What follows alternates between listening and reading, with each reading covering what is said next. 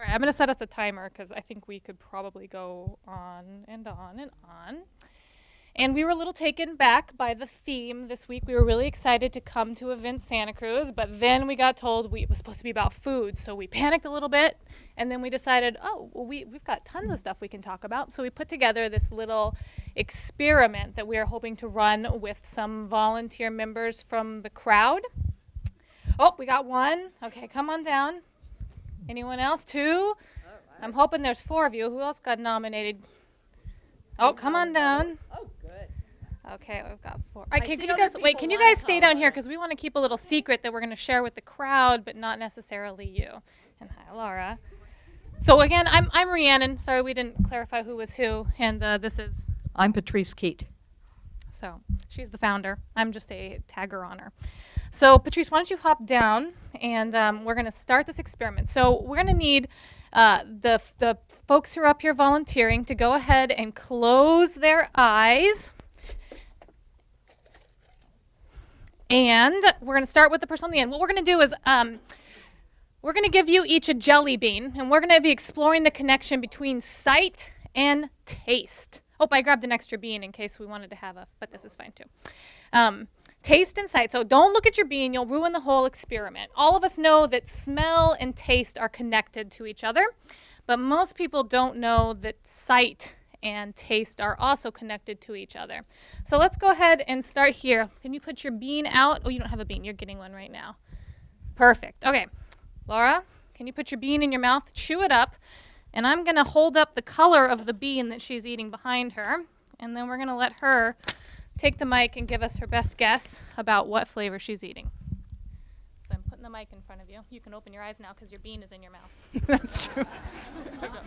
You're going to take the mic from me? Thanks. Sure.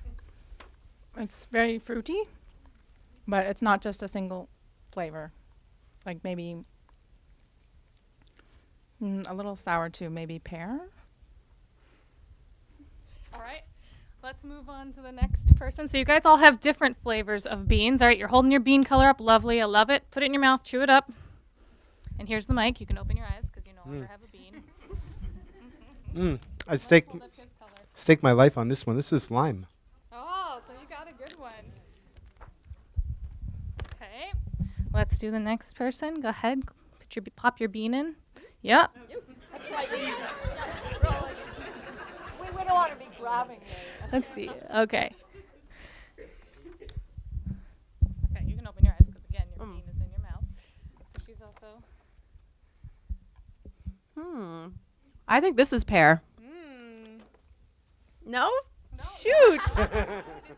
That was pear. Laura's was blueberry. So that's a connection. You actually did have lime and you had pear. Okay, you want to pop your bean in your mouth? Okay. Here you go. And let's hold up his color. It tastes really fruity, and a tiny bit sour but sweet. And I know, same thing, pears. I know a bunch of people are getting that. But probably that.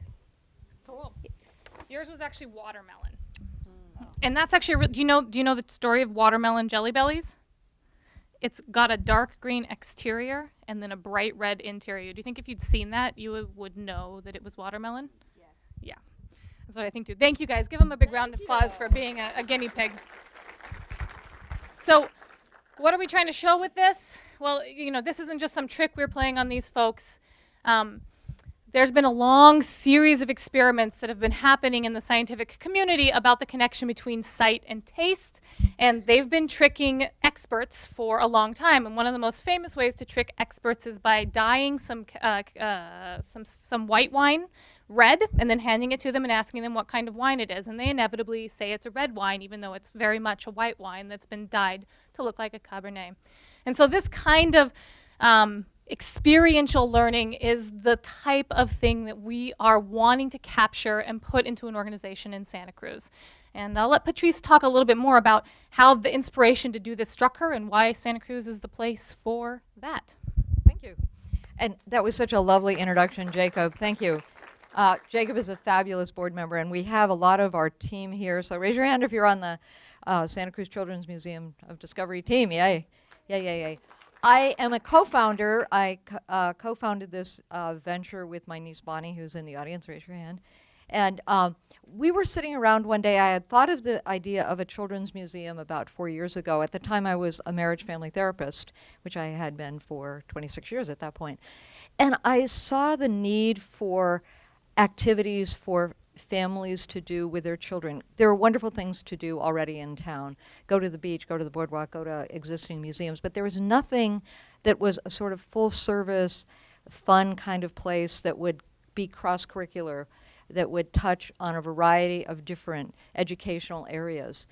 And it happened that since then, that idea kind of went away, and I said, I'm working. And so since then, I have 2 grandchildren in town, and I take care of them fairly frequently. And again, the idea popped up about 1.5 years ago, and I said, what do you guys think about a children's museum in Santa Cruz? At that point, it was like popcorn, kind of like other people are describing an idea when it comes to life. And my husband Bob and my niece Bonnie said, yes, let's do it. So since then, it has been a whirlwind of wonderful connections with people and wonderful ideas bubbling up to the surface. The community has embraced this idea on just about a daily basis. We get responses from people that come to our website, and you'll see that on the brochures you have and cards you'll get, and you too can go and do that. And they write all kinds of things like, I'm interested in helping you build exhibits. There's so much talent in this town, as you folks know, everyone involved with Event Santa Cruz. We're just scratching the surface of the creativity.